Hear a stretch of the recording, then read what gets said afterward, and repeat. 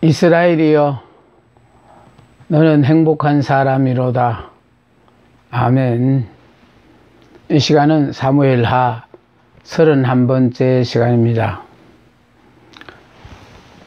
이제 거술에 도망가 있던 압살롬이 예루살렘에 돌아왔지만은 다윗은 2년 동안 압살롬을 대면해 주지 않았습니다. 자, 그런데 이 압살롬의 신상에 대하여 소개하는데, 압살롬은 그의 외모는 온 이스라엘 사람에게 칭찬을 받을 만큼 탁월하였으며, 특히 그의 머리털은 백성들에게 신비로운 멋을 보여주었습니다. 자, 압살롬이 요압에게 다윗과의 화해를 주선해 주도록 술수를 부리고 있다. 다시 말해서 압살롬이 예루살렘까지는 돌아왔지만은 다윗 왕을 만나게 해주지 않으니까 결국 요압에게 다윗과의 화해를 주선해 주도록 술수를 했어요. 자, 술수를 부리고 있는데 요압이 자기에게 오지 않자 압살롬은 요압의 곡식밭에 불을 지릅니다. 자, 그리하여 요압이 압살롬을 찾아오게 되었고, 드디어 압살롬은 요압의 중재를 통해서 다윗을 만나게 됩니다. 자, 압살롬이 다윗 앞에 나아가 화해를 합니다. 사특한 야욕을 이루기 위해 꾸며진 것으로 아첨으로만 채워져 있습니다. 그러니까 자기의 엄중한 계획을 성공시키기 위해서 지금 아첨으로만 이렇게 채워졌어요. 자, 무녀의 비유와 반대되는 나단의 비유. 자, 여기 지금 두고와의 한 여인이 결국은 압살롬을 거슬해서 예루살렘으로 돌아오게 한데 결정적인 역할을 했다면은, 자, 여기에 나단의 선지자, 반대되는 나단의 비유예요. 자, 인간의 사악한 욕심이 개입되지 않았으며, 또 오직 하나님의 지시를 따라 이루어졌다라는 거예요. 그러니까 이 여인의 비유와 나단 선지자의 비유는 이렇게 차이가 있다라는 거. 자, 차이가 있는데 인간의 부패한 감정보다 하나님의 뜻만을 강조했어요. 그러니까 나단이 비유로 사용했던 것은 어떻게 하든지 간에 하나님의 지시를 따라, 자, 인간의 부패한 감정보다는 하나님의 뜻만을 강조했다는 것입니다. 자, 의의 길법이에요. 자, 징계는 다 받는 것이늘 만일 너희에게 없으면 사생자요 참아들이 아니니라. 다시 말해서 우리가 하나님의 참 자녀가 되었기 때문에 징계가 있다라는 거예요. 징계가 없는 자는 사생자라는 거예요. 자, 다윗 보세요. 암논의 범죄에 대해서 노하기는 했으나 처벌하지는 않았어요. 처벌하지는 않았고, 자, 이는 범죄한 아들을 정의대로 다스리지 아니하고 단지 아버지의 정만을 앞세우고 백성들의 여론만을 두려워한 때문이었다라는 것입니다. 그러니까 중요한 것은 내 부모, 형제, 자녀라도요, 하나님 앞에서 이렇게 바른 판단을 내려야 되거든요. 자, 여기에서 지금 그는 정의대로 다스리지 아니하고 아버지의 정만을 앞세우고 백성들의 여론이 신경 쓰고 살았다라는, 하나님이 어떻게 보시나에 대해서는 신경을 끊고 있었어요. 자, 거기에 비해서 요압은 또 어떻습니까? 그가 계략을 꾸며 압살롬을 불러들이기는 하였지만 끝까지 중재하지 않고 방치해 두었어요. 그러니까 2년 동안 다윗과 대면하지 못하고 있었던, 자, 압살롬은 결과적으로 술책을 강구해서 결국은 요압의 밭에다 불을 질러서 요압과 만나게 되어지고, 자, 이 요압을 통해서 결국은, 자, 다윗 왕을 만날 수 있는 기회가 주어지는 겁니다. 자, 선한 일에 대해 적극성이 결여되어 있습니다. 여러분, 선한 일에 우리는 보다 적극적인 삶을 살아야 돼요. 그런데 우리는 그냥 다른 사람들이 나를 어떻게 보나나, 항상 그걸 자꾸, 신경 쓰고 사는데, 하나님이 어떻게 보시냐라는 것을 우리 먼저 생각해야 되는 사람입니다. 그래서 요새 신약에서 특히 강조하는 게 뭡니까? 나는 죽고 예수로 산다는 사람들. 그럼 나는 죽고 예수로 산다는 것은 이미 자기를 부인했다라는 거거든요. 예. 나를 부인했으니까, 그래서 모든 삶이 세상 사람들처럼 유행 따라, 풍습 따라, 자기 하고 싶은 대로 하는 그런 삶하고 전혀 반대되는 그런 삶이 십자가를 지고 사는 삶이거든요. 십자가를 지고 따른다는 그 자체가 바로 나는 이미 죽었다라는 거, 십자가를 진다라는 것은 신선노름하는 거 아니에요. 여기에 대해서는 이미 나는 죽은 사람이다. 자, 그걸 깨닫고 어떻게 하든지 간에 이 부족한 나를 하나님께서 하나님의 자녀로 불러주셨으니 부족한 대로 하나님께서 쓰시고자 하는 용대대로 마음껏 쓰시옵소서 하고 우리의 모든 것을 그분 앞에 내드리는 것이, 그게 바로 우리가 선한 일을 하는 데 있어서 하나님이 기뻐하실 일이라는 것입니다. 자, 여기에 참된 회개도 없는 화해 형식이에요. 자, 참된 회개는 먼저 하나님께 회개해야 하고요, 그 다음에 인간에게 회개해야 해요. 자, 진정으로 회개한 자는 그의 생활 가운데서 완전한 헌신이 나타나. 그러니까 결국은 우리가요, 예수 믿고 몇 년 됐고 직분이 뭐냐가 중요한 게 아니에요. 예수 믿고 내가 첫째 마음 씀씀이가 얼마나 어떻게 변화되어졌느냐. 처음에는 어색하고 교회 출석이 좀 누가 보는 것도 같고 멋쩍어서 그 출석 자체가 부끄러워했는데, 이제 오래 교회를 다니다 보니까 그건 자연스러워졌지만은 우리가 외적인 외모는 변했었는지 몰라도 이 마음이 안 변하면은 결국은 나를 통하여 하나님을 드러낼 수 없다라는 것을 우리는 이걸 알아야 됩니다. 그래서 진정한 회개는 입으로만 믿는 거 아니에요. 삶 가운데서, 생활 가운데서 완전한 헌신이 나타난. 그러니까 나는 죽어버렸으니까 내 안에서 그리스도가 드러나게 되어져 있어요. 자, 예루살렘으로 귀환은 했으나 다윗 왕의 얼굴을 보지 못한 압살롬이 예루살렘에서 한 일요. 그러니까 예루살렘에서 압살롬이 한 일이 뭘까?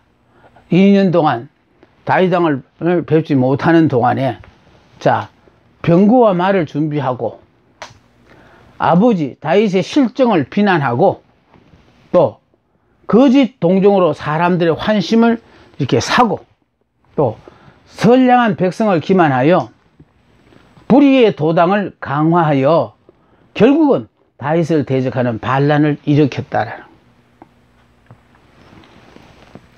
그러니까요, 이 본질적으로 안 변하면은 결국은 대적하게 돼 있어요.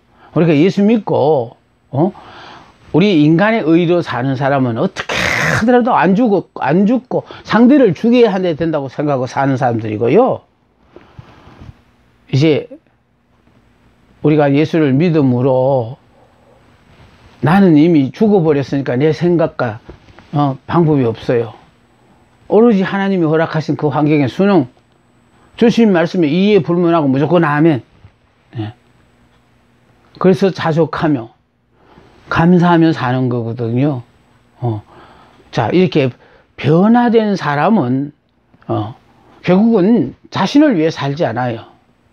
어떻게 하든지 간에 내게 나를 통하여 내가 믿는 이 하나님을 드러낼까 하는, 그래서 자기는 이미 죽은 사람이니까 자신이 드러나려고 할 때마다 나는 이미 죽었잖아. 죽은 사람이 이렇게 나타나서 되겠어?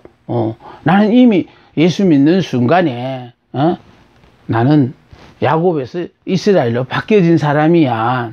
그럼 이스라엘로 바뀌어졌다라는 건 다시 말해서 영의 사람, 새 사람, 믿음의 사람이 되어진 사람은요, 하나님이 허락하신 모든 환경에 무조건 순종, 주신 말씀에 이에 불면 무조건 아멘하는, 이렇게 완전히 삶 자체가 바뀌어져 버려요. 주인이 주님이시니까.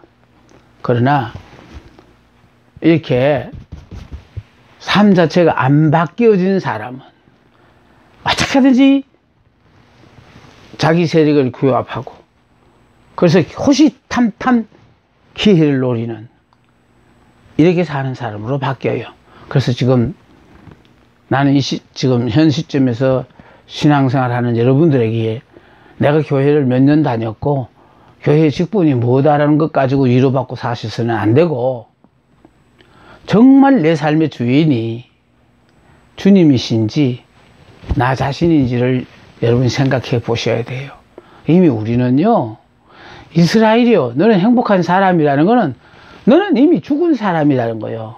이제 너는 죽었으니까, 그리스도가 우리의 머리가 되어진 사람이니까 너는 이스라엘이라는 거예요. 하나님이 우리의 머리가 되셨다라는 거예요. 그래서 우리는요, 머리 대신 그리스도가 내게 명령하는 모든 말씀은 이에 불문하고요, 무조건 순종하게 되어져 있고, 그래서 주어진 환경에 주신 말씀 무조건 순종하며 사는 겁니다. 예루살렘에 돌아왔으나 다윗 왕의 얼굴을 보지 못한 압살롬이 결국은 예루살렘에 그가 한 일이 뭐냐 하면은, 이제 자기의 기회를 만들기 위해서 병거와 말을 준비하고 아버지의 실정을 비난하고, 또 거짓 동정으로 사람들의 환심을 사고, 선량한 백성을 기반하여 불의의 도당을 강화하여 결국은 다윗을 대적하는 반란을 일으켰다라는 거. 그러니까요, 예수 얼마나 오랫동안 믿어도 말씀 위에 쓰지 않은 사람은 안 변해요. 말씀이 없는 사람은요, 그러니까 말씀에 무식하면은 변할 수가 없어요. 말씀을 아는 것만큼 그 사람은 그리스도의 인격을 닮아가요. 그러니까요, 말씀 공부가 저는 가장 중요하다고 생각해요. 근데 말씀도 결국은 우리가 육적으로 해석하지 않고 영적으로 해석하는, 이런 말씀을 들을 때 여러분 영이 점점 소성하고 성장함으로 말미암아. 그래서 주님이 우리에게 원하시는 건요, 예수 그리스도의 분량에 이르기까지 우리가 성장하기를 원하시잖아요. 그러니까 예수 믿고 우리가 변했다라는 건 외적인 모습이 변했다는 거 아니에요. 내 인격이 변했다라는 거예요. 인격이 변한 사람은 주변의 사람들이 먼저 알아요.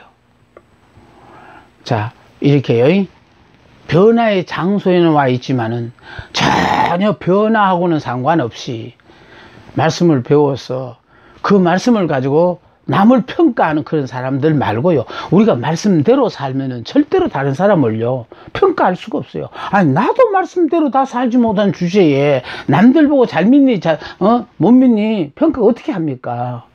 그래서 중요한 거는 내가 말씀대로 안 사니까, 난 몰랐는데 이 말씀을 배우고 나니까 그렇게 돼 있어, 당신 그렇게 믿으면 안 돼, 이런 식으로 남의 잘못만 지적하는 사람이 되어지고요, 내가 말씀대로 사는, 나도 그렇게 못 사니까 결국 남의 잘못을 볼 때마다 내 잘못이 보여요.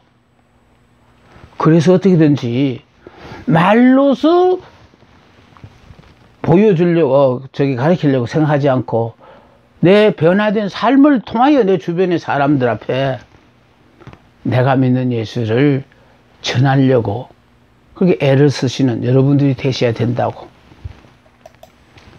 자, 15장입니다.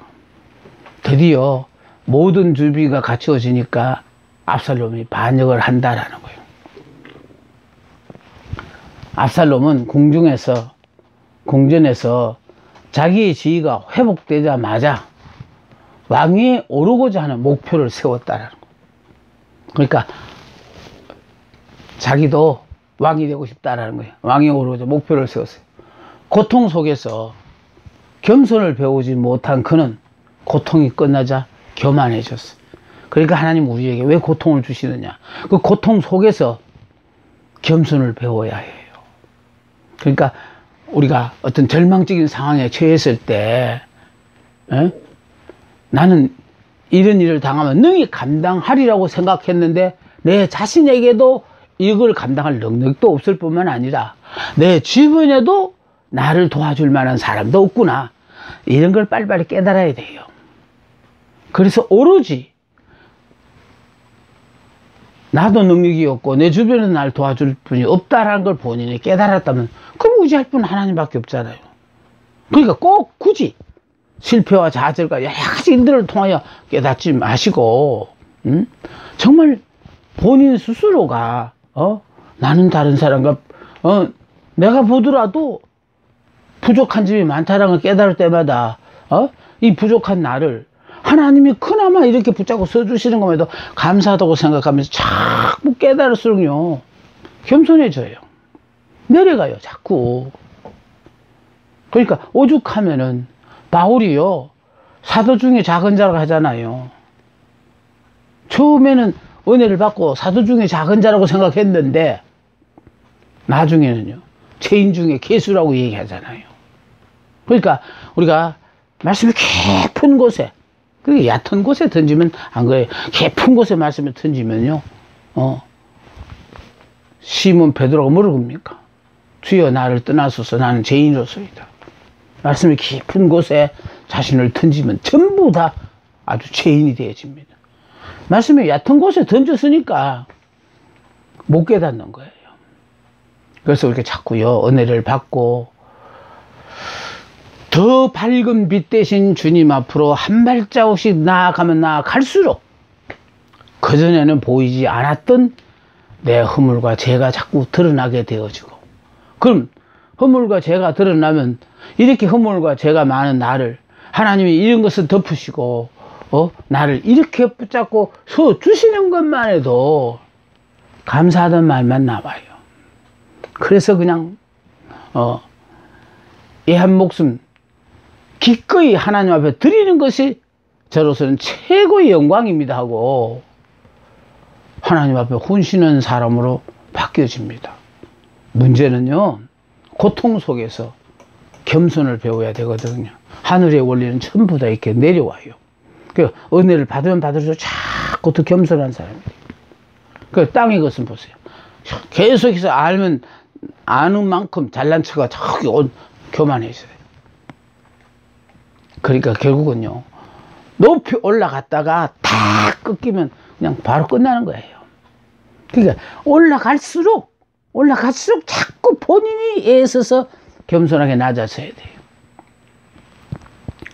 이렇게 낮아지는 자는요 하나님이 있어 계속 붙잡고 역사를 하시고, 한 번 올라가면 내려올 줄 모르고 계속 올라만 가는 사람은요 한순간에 하나님이 패대기 짚으면 끝나고 말아요. 그는 이제 왕자라는 명예나 왕인 아버지의 후계자가 된다는 기대로 만족하지 않고 당장이라도 왕이 되고 싶었습니다. 이거요. 그러니까 결과적으로 차근차근 왕자라는 그 자체로 자족하며 감사하고 살다가 또 아버지 뒤를 이어 왕이 오르면 천만 다행이고 그리고 자족하고 살아야 되는데 많은 사람들이 이 자족을 못해요. 주제 파악을 못한다고. 남이 알아주면 금방 그냥 왕이라도 된 것처럼. 자, 우리에게 중요한 것은요 이스라엘로 사는 사람은 항상요 나는 예수님의 도움 없이는 한순간도 살 수 없는 무력하고 힘없고 할 수 있는 건 아무것도 없는 사람이라고 하는 것을 본인이 깨닫고 오로지 하나님만 의지하는 사람이에요. 그래서 선한 목자 그림에 있어서 예수님의 품에 안긴 그 어린 양만이 이게 영적인 사람이요 이 어린 양만이 이스라엘이에요. 전폭적으로 하나님 앞에 생사 화복 모든 것을 다 하나님 앞에 맡기고 사는 사람. 우리가 이렇게 예수 믿고요 은혜를 받으면 받을수록 웬 은혜입니까? 웬 사랑입니까? 웬 축복입니까? 이런 복을 내가 자격도 없는데 받아 누리도 되는지 모르겠습니다 하고 자꾸 자신의 허물을 발견하며 더욱더 성결한 삶을 살려고 이렇게 애쓰고 수고한 우리들로 변해야 됩니다. 조급한 마음, 주어진 그 자체를 기대로 만족하지 않고 당장이라도 왕이 되고 싶은 이 조급한 마음. 그러니까 다윗은 어땠습니까? 사울왕이 죽고 이제는 어쩔 수 없이 다윗이 왕이 또 사울의 아들 요나단을 비롯하여 세 아들이 블레셋과의 전투에서 죽었잖아요. 그러면 후계를 이을 요나단과 그 아들들도 마저 죽었다면은 그럼 뭐 누구도 부인할 수 없겠건 다윗은 자기가 왕위에 올라야 되는 그런 상황에 처했지만은 오르지 않았습니다. 헤브론으로 올라가라는 명령을 듣고 헤브론을 갔어. 하나님께서 세워 주실 때까지 다윗은 기다렸어요. 그래서 우리가요, 지금 압살롬이 당장이라도 왕이 되고 싶은 이 마음은 뭐냐면 자기로서는 당장이라도 왕이 되고 싶죠. 누구든지. 그러나 하나님이 나를 왕으로 세워주실지 안 세워주실지 그거는 본인은 모르는 거예요. 그래서 기다려야 되는 거예요. 하나님이 세워주실 때를. 그런데 이렇게 자기 본의로 사는 사람은요, 기회가 이때다 하고 이렇게 서둘러 된다는 거. 그러니까 우리는요, 아무리 조급한 일이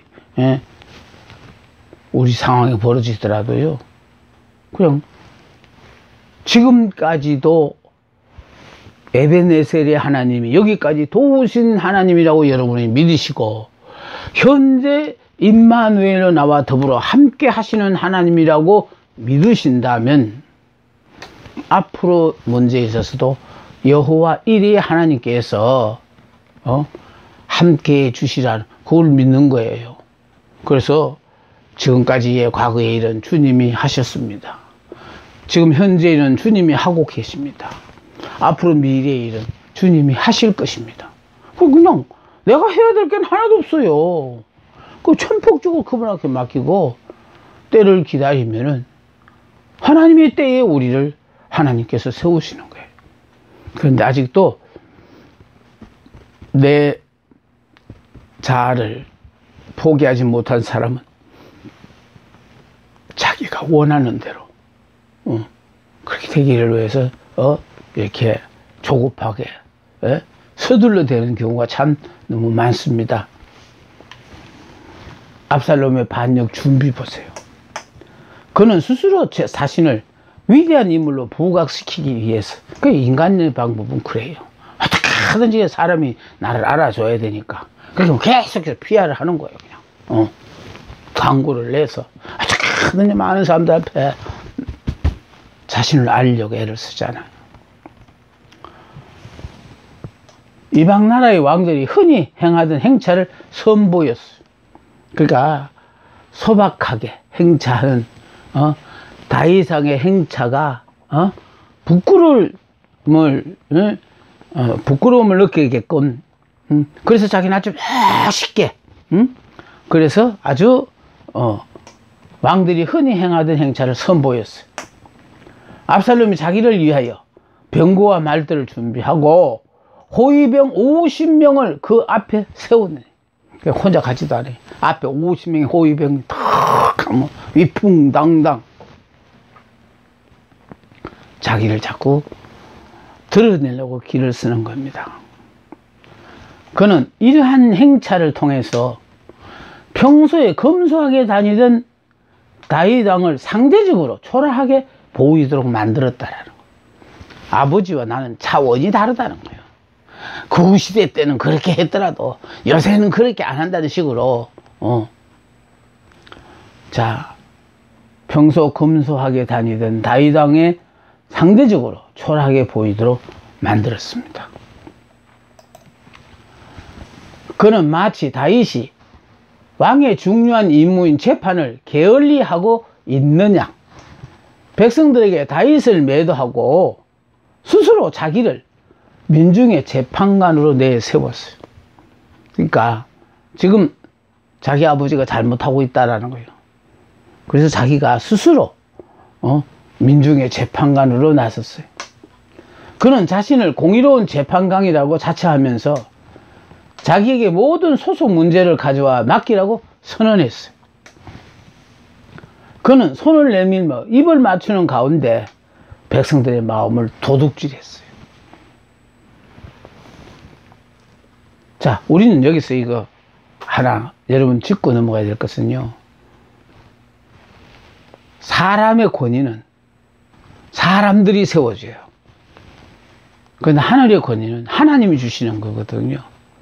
그러니까 우리가 사람 앞에 잘 보이려고 애쓰지 말고 하나님 앞에 잘 보이게 되어지면 하나님이 우리의 권위를 세워주셔서 절대로 함부로 대하지 못하도록 하나님이 만들어 주셔요. 이게 바로 솔로몬이 죽고 솔로몬의 아들 르호보암 때에 결국은 북쪽 지파 사람들이 와서 조세를 경감해 달라고 부탁을 했을 때에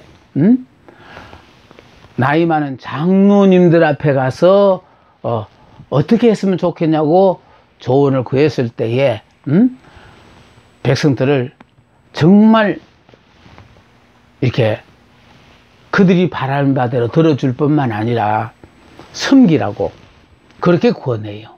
거기에 비해서 또 자기 때로의 친구들 앞에 가서 물었을 때 무슨 소리 하냐?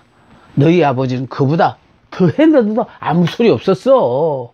그러니까 네가 어리다 하는 것 때문에 저들이 너를 무시하는 거니까 오히려 더 강하게 강압정책을 쓰라. 그래야 네 권위가 쓴다. 여기서 드러난 게 뭐냐니까 하늘의 권위는 결과적으로 그들이 원하는 대로 지금 조세 문제로 말미암아 굉장히 힘들고 어려운 삶을 살고 더더군다나 성전 건축하며 이런 여러 가지 일들로 말미암아 백성들의 삶이 어려우니까 깎아주는 것이 지극히 당연하다.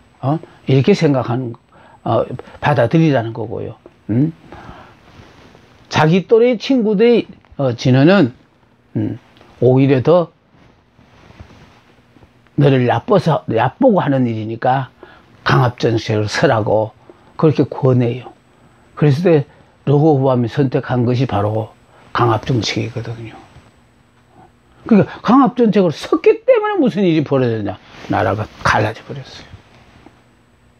중요한 것은요, 상황에 봐서 정말 당연한 요구 조건일 때는 그건 받아들인 것이 지극히 정상적인데 그걸 무시하고 강압정책을 쓰므로 말미암아 열지파가 나누어져서 북쪽으로 감으로 말미암아 북왕국 이스라엘이 되어지고 르호보암은 남왕국 유다가 되어버렸어요. 그러니까 우리가 알아둬야 되는 것은요, 권위라는 것은요, 특히 주의 일을 하자면요, 하나님이 세워주는 권위가 그게 있어야만이 목회사에게 있어서 큰 능력을 발휘하게 되거든요. 하나님의 권위 안 주고 내가 소리를 크게 빽빽 지른다 해가지고 알아주는 거 아니에요. 하나님이 권위를 주시면요, 천천히 말을 해도 소리 낮춰서 얘기해도 듣는 자의 심정이 막 확성기를 갖다가 그래서 크게 말하는 것처럼 그렇게 들려요. 우리는 소리를 크게 해야만이 크게 들리는 줄 아는데요, 소리를 낮춰서 하더라도 울림에 의하여 들어야 될 자에게는 큰 소리로 들리고, 상관없는 사람은 그냥 고막이 터지륵 들려줘도 나하고는 상관없으니까 외면하고 말고 그래요. 그래서 제발 주의 일을 하겠다 하시는 사람들은 하나님의 권위를 덧입어야 돼요. 세상의 권위는 세상의 권위 가지고는 하나님의 일을 할 수가 없어요. 자, 압살롬의 반역 정부요. 자, 4년 반역을 위한 준비 기간이었습니다. 반역의 준비가 끝나자, 자 보세요. 여기 지금 반역 준비를 했는데 4년 동안 뭐 했느냐니까 대국민 여론에 주력했어요. 어떻게 하든지 백성들의, 국민들의 마음이 자기에게 쏠리게끔 만들었다라는 거예요. 그러니까 그게 신경 쓰지 않고 사는 사람과 오롯이 어떻게 하든지 백성들의 마음을 빼앗으려고 하는 사람의 마음하고는 틀리잖아요. 그래서 대국민 여론에 주력했고, 그래서 이제 반역의 준비가 끝나자 다윗 왕을 대항하여 반란을 일으킨다라는. 그러니까 지금까지 조용했던 건 준비가 덜 됐으니까. 그렇게 이제 준비가 끝났으니까 반란을 일으킨다는 겁니다.